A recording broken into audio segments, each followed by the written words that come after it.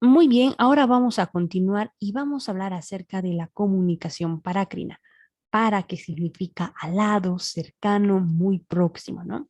Bien, en esta comunicación, aquí vemos, por ejemplo, a esta mi célula que está mandando estas sustancias químicas a alguien que está muy cercano, ¿sí?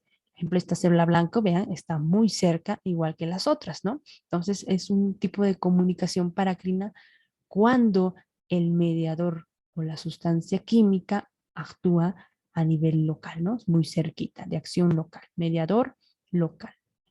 Muy bien. En el cuerpo de los animales existe células especializadas para este tipo de comunicación, células especializadas, es decir, en la secreción parácrina, en donde la producción de mediadores químicos es de acción local, lado a lado. Veamos aquí otra imagen, esta célula que está secretando estas sustancias químicas y va a ir a una célula diana que está muy cerquita a ella, ¿no? Bien. Por ejemplo, esta célula que es el mastocito, que es una célula del tejido conectivo, ¿sí? Célula del tejido conectivo, secreta sustancias o mediadores químicos de acción local. Por ejemplo, tenemos la histamina, puede secretar la heparina, que se secreta en ciertas ocasiones, ¿no? No es que siempre, todo el tiempo va a estar secretándose. Pero bueno, sigamos. Aquí tenemos una imagen de un mastocito. Vean la cantidad de gránulos que tiene. Entonces, este tipo de célula tiene un citoplasma lleno de gránulos que contienen estos mediadores parácrinos que son de acción local, por ejemplo, la histamina, la heparina que hemos mencionado, ¿no? Y estos gránulos pues van a ser expulsados de estos mastocitos, ya sea por una estimulación inmune, por un ataque a los tejidos, un ataque químico, una lesión tisular y pues otros estímulos, ¿no?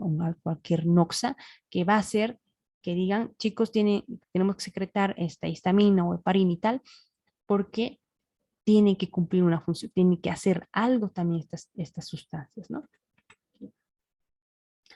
Ahora, muchas otras células, aunque no especializadas en este tipo de secreción, comunicación, pueden también producir numerosos mediadores con acción local, ya sea en la inflamación, en la proliferación celular, en la contracción, pero del músculo liso, por ejemplo, ya sea músculo liso de vasos sanguíneos, músculo liso del tubo digestivo o músculo liso de los bronquios, ¿no? Y además la secreción de las células. Bien. Ahora, como por ejemplo se menciona a las prostaglandinas. Las prostaglandinas son unas tipas que realizan distintas funciones en varios órganos, muchas funciones que es difícil hacer una lista, incluso, ¿no? Entonces, mencionan, se mencionan las prostaglandinas producidas por prácticamente todas las células del cuerpo humano, ¿sí? Hay por lo menos, por ejemplo, 10 familias de prostaglandinas, como conocidas prostaglandina A, B, C, D, E, F, G, H, I y tal. H y la J, por ejemplo, ¿no? Y incluso estas van a tener sus subdivisiones o subtipos, también lo podemos llamar, ¿no? Cada una de estas familias tiene varios subtipos, ¿no? Entonces, como verán, las prostaglandinas son varias y además tienen muchas funciones, ¿sí? Varias funciones en distintos órganos. Por ejemplo, tienen efectos muy variados y tienen un gran interés biológico y médico. Hay medicamentos a base de prostaglandinas, por ejemplo, ¿no? Entonces, ahora, las prostaglandinas, aquí vemos la molécula de la prostaglandina, es derivada de un ácido graso que tiene 20 átomos de carbono y estamos hablando del ácido araquidónico. Este ácido araquidónico, ¿sí? Este ácido graso en sí, se forma a partir de ¿quién? De los fosfolípidos. ¿Se acuerdan los fosfolípidos que están donde? Aquí vamos a dibujarlo bien. Colitas y cabecitas, ¿no? Los fosfolípidos que están en la membrana plasmática, ¿no? Entonces, este ácido graso se forma a partir de los fosfolípidos de la membrana plasmática. ¿Por acción de quién? De esta enzima, la fosfolipasa. Tiene que ver una enzima. La fosfolipasa va a convertir este fosfolípido, así a través de un proceso, usando obviamente la fosfolipasa, va a producir este fosfolípido convirtiéndolo en ácido araquidónico, ¿sí? El ácido araquidónico. ¿Qué enzima? Fosfolípidos, fosfolipasas, asas enzima, ¿no? que se activa por estímulos específicos o no específicos que varían de una célula a otra.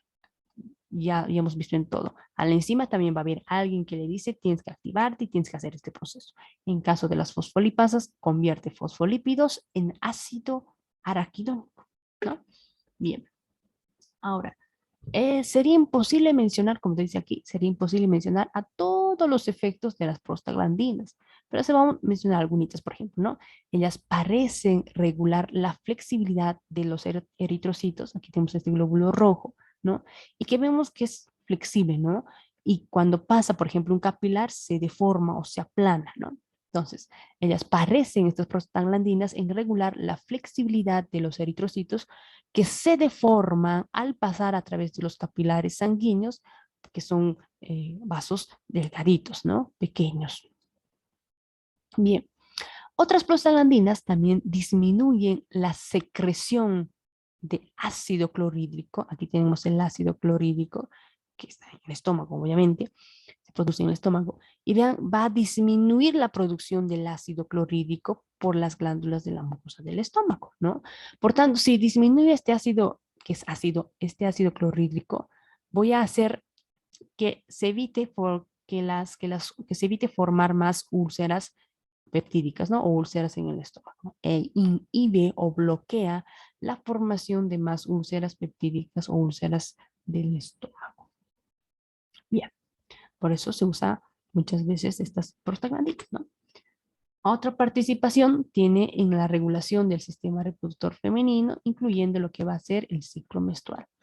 También las prostaglandinas estimulan que haya contracción, ¿sí? Contracción del músculo liso del útero, ¿sí? Músculo liso, ¿no?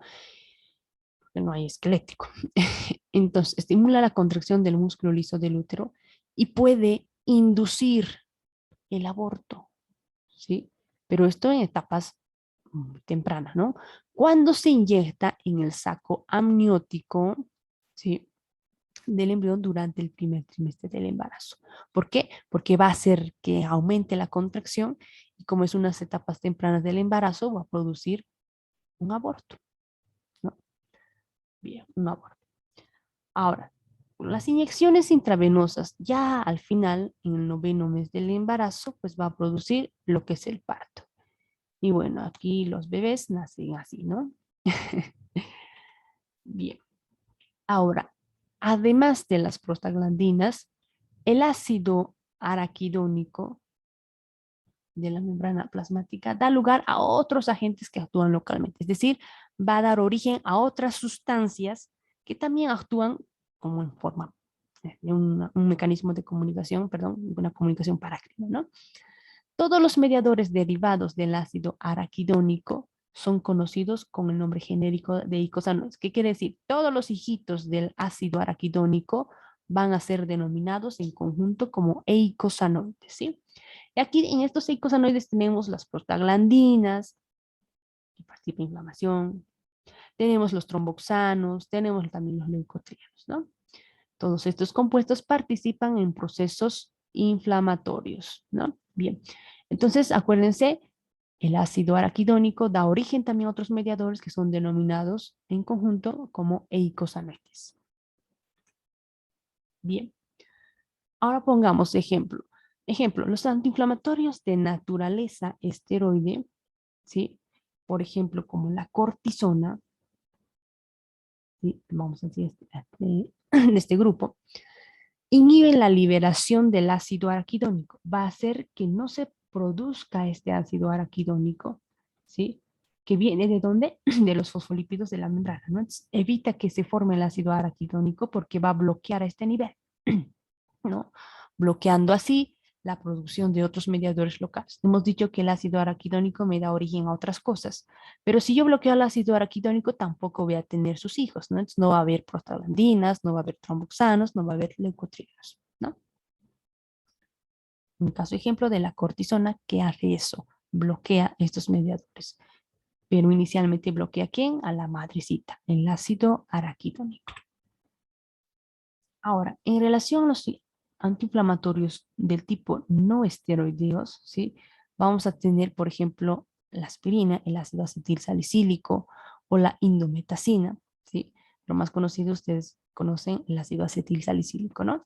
¿Qué es lo que va a hacer estos antiinflamatorios no esteroideos? Van a bloquear a este nivel, ¿no?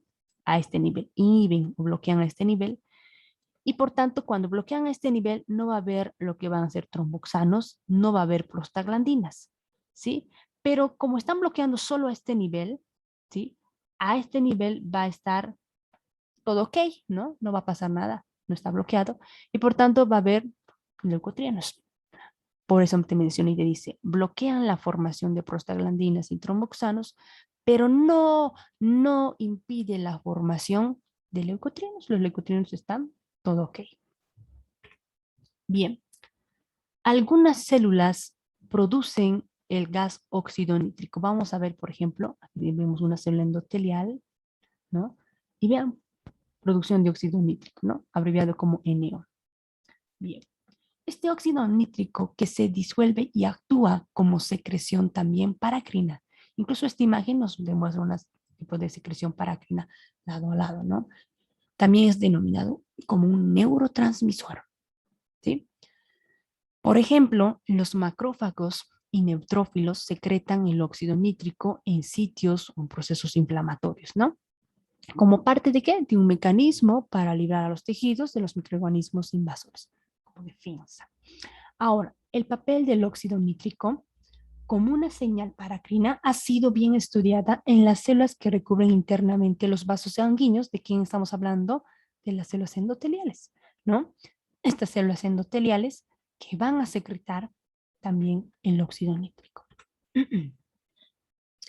Esta célula endotelial, aquí vemos de color amarillo, aquí vemos su núcleo y aquí estamos viendo el retículo endoplásmico, en este caso liso. ¿Por qué? Porque va a secretar calcio, ¿no? Entonces, o va a eliminar, va a hacer que salga el calcio, ¿no?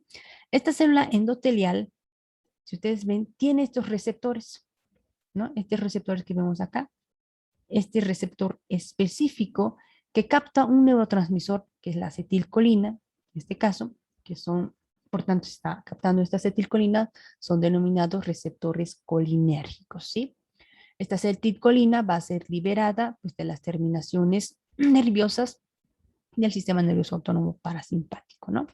Entonces, este receptor colinérgico, que es para la acetilcolina, va, después de haber la acetilcolina interactuado con este receptor, va a producir obviamente un cambio transformacional y este cambio transformacional va a activar a lo que va a ser a la proteína G, ¿no? Entonces establece una conexión a una proteína G y otros tipos de enzimas y proteínas y demás, ¿no?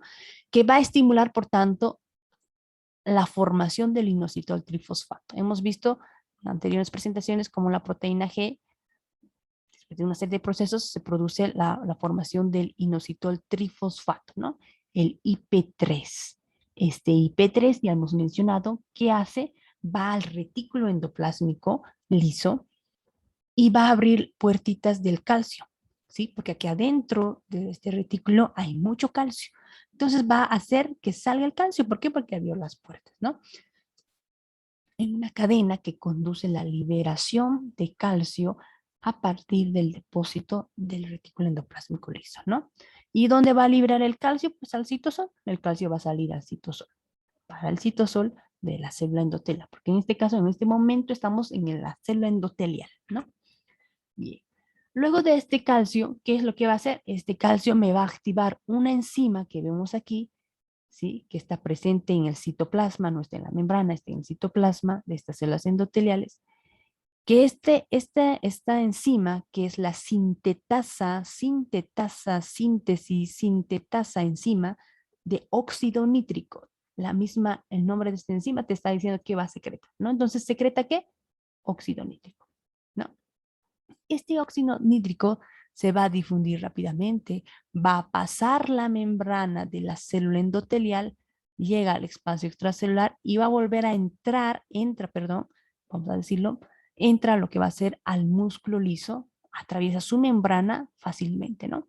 El óxido nítrico se difunde rápidamente, atraviesa primeramente la membrana de la célula endotelial, luego atraviesa la membrana de la célula muscular lisa, ¿sí? El músculo liso, por difusión pasiva, es decir, que va a pasar de forma fácil, no necesita ayuda, no necesita energía, ¿no? Que está muy cerca, por eso estamos hablando de comunicación parácrina, lado a lado, ¿no?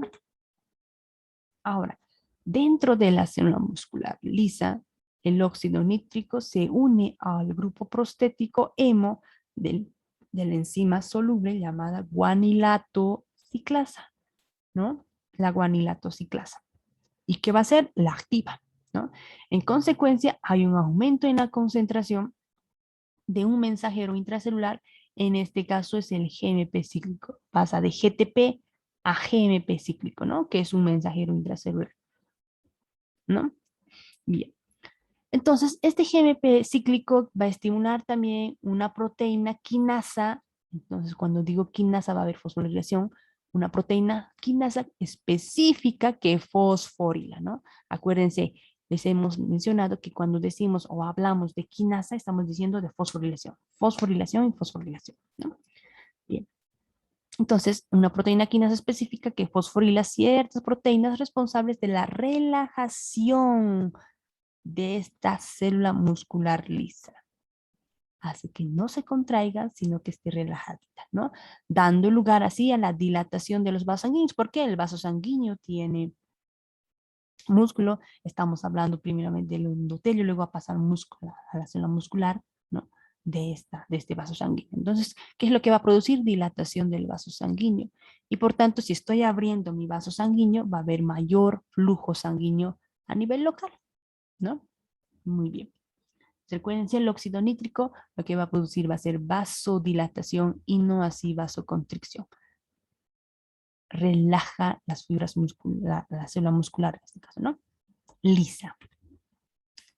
Entonces, el efecto vasodilatador del óxido nítrico, porque su efecto es vasodilatar, ¿no? Explica el mecanismo de la acción de este medicamento que es la nitroglicerina, ¿no? Esta nitroglicerina es utilizado durante varios años para lo que va a ser el tratamiento del dolor de angina de pecho. Este dolor de angina de pecho, que como vemos, vamos a tratar de explicar con esta imagen, vamos a imaginar que aquí hay un estrechamiento a nivel de estas arterias del corazón, ¿no? Arterias coronarias, por ejemplo, y pues esto va a producir un dolor a nivel cardíaco, ¿no?